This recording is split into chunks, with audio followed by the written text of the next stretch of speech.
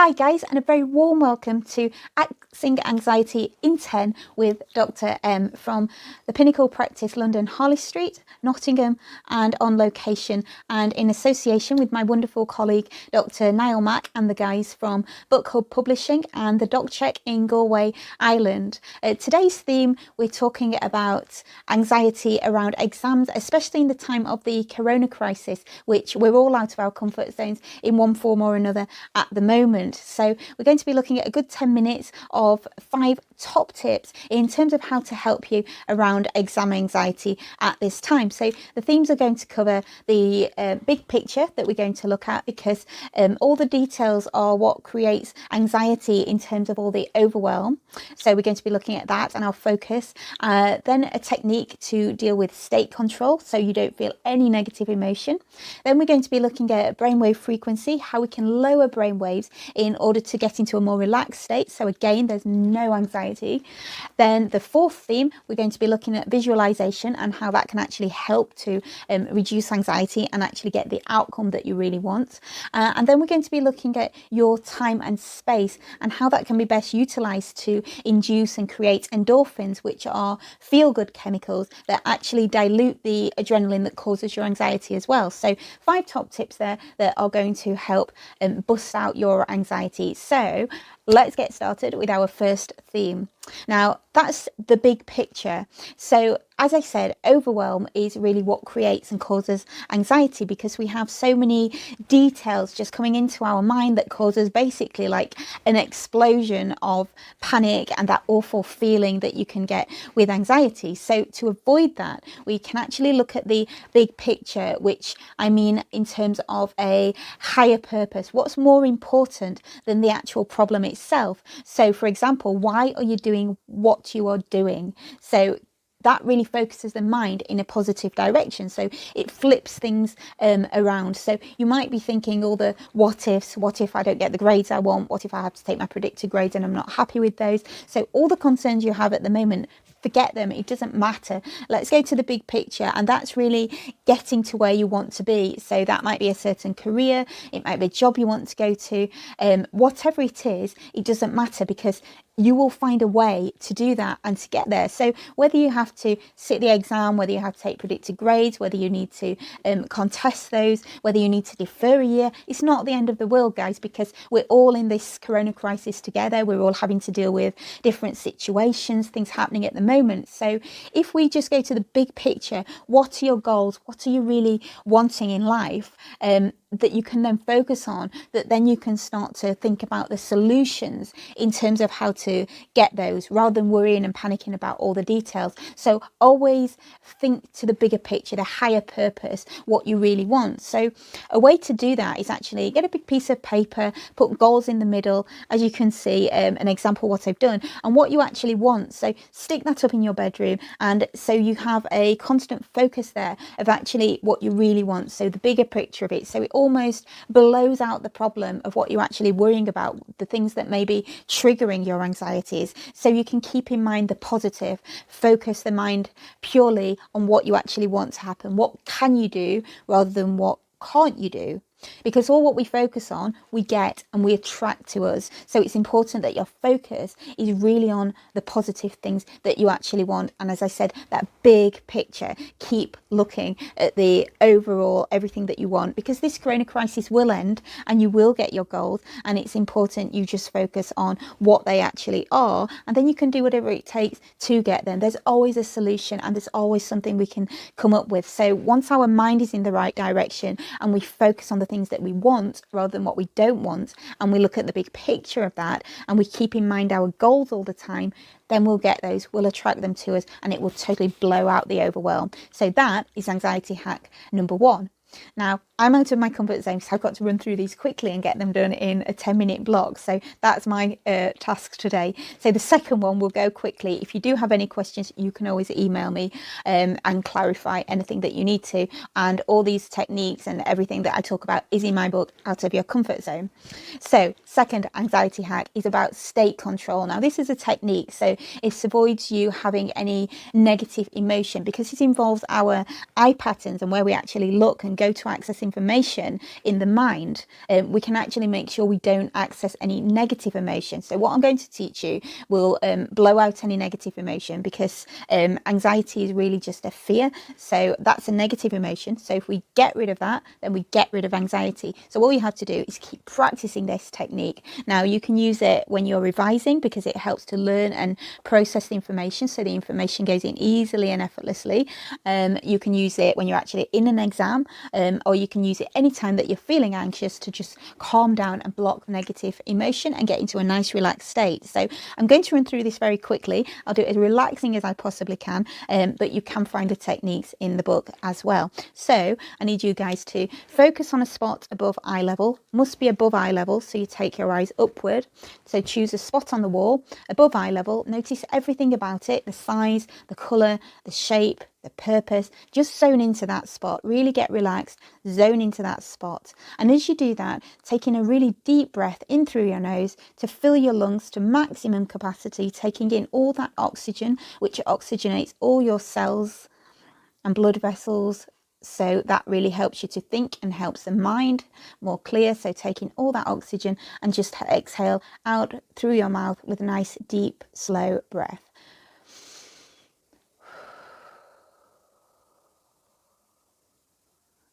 So there you go. Just keep doing that in a continuous cycle, breathing in deep through your nose and out through your mouth in a nice continued cycle, just so it begins to sound like the rolling of the ocean. Nice and relaxed, all while you're still focused on that spot above eye level, just zoning nicely into that, feeling nice and relaxed as you breathe deeply, taking in all that oxygen, sounding like the rolling of the ocean.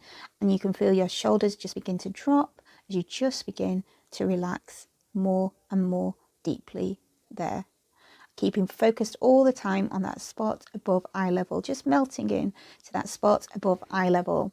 Now, as you're still deep breathing and you're focused on that spot above eye level, begin to notice at the same time what's in your peripheral vision. That's 90 degrees either side of you. So while you're still focused on that spot above eye level, what's in your side vision? What can you also notice at the same time in your side vision?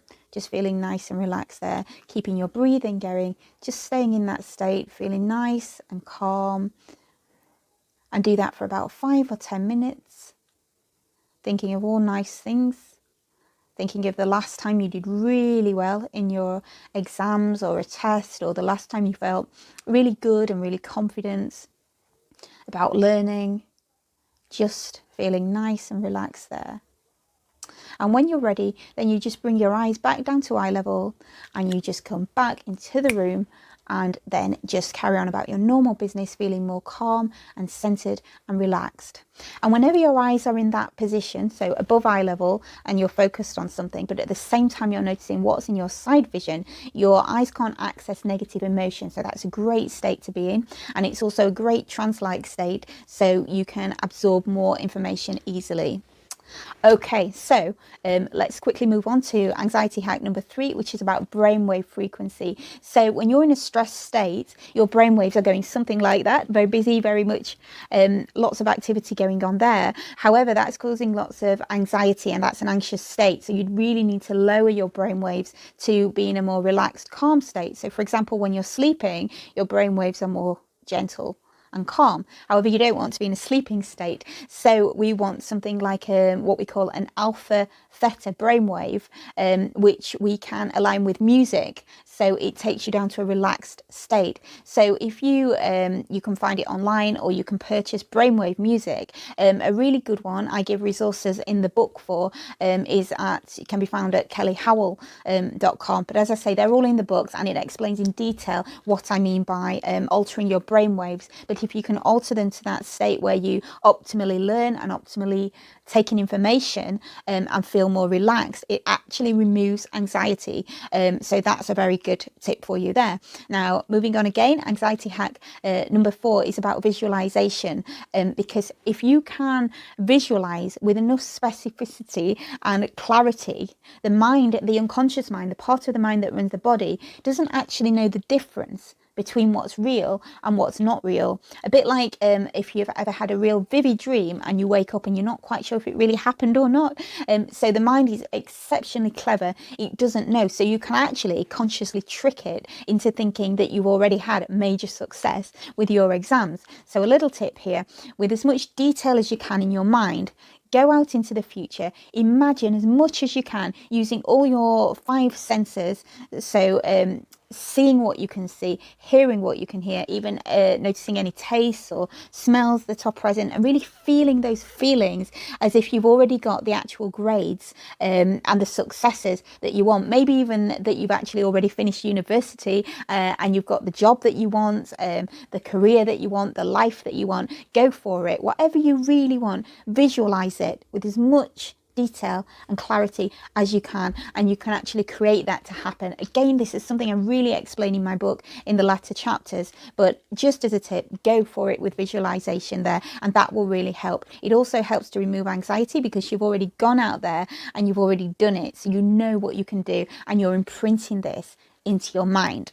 Okay, the last tip is about your time and your space, because I know at this particular time with Corona, we're all locked in, and you may have a really busy household, lots of brothers and sisters, pets, you name it, parents bothering you. So I know you'll be in your rooms, and I was a teenager once, and I know how messy rooms can get with clothes everywhere, food everywhere. I mean, I used to have plates under the bed. I had a drawer in my desk full of chocolate, crisps, microchips, God knows what I had in the drawer, but I had a very fat cat who used to sit at my desk drawer waiting for me to open it. So that's how bad that was.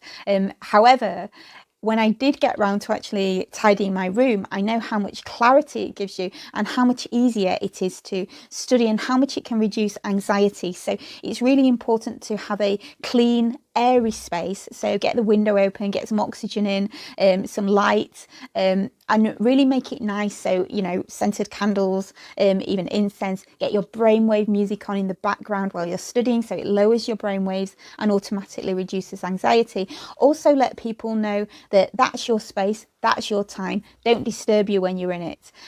Now, about time as well, it's important to come away from studying. We work best in 20 minutes blocks, so concentrated periods of time will also help reduce anxiety, but have your time to go out and do fun stuff. You still need to do activity and have a laugh, because that generates feel-good chemicals. So get some comedy on, go out running, go out cycling, as much as you can do of the things that give you joy. Go and meditate, have your time, have your space, but have that fun, because the more you can laugh, the more you can exercise and do activity, the more you generate feel-good chemicals, which will always help you to dilute the adrenaline and cortisol, the chemicals that cause anxiety, and too much of them in your system. You need to dilute them by feel-good, happy chemicals. And as I said, they are generated from laughing, from activity, from exercise. So go out, give yourself that time and that space, and make your room and your study area really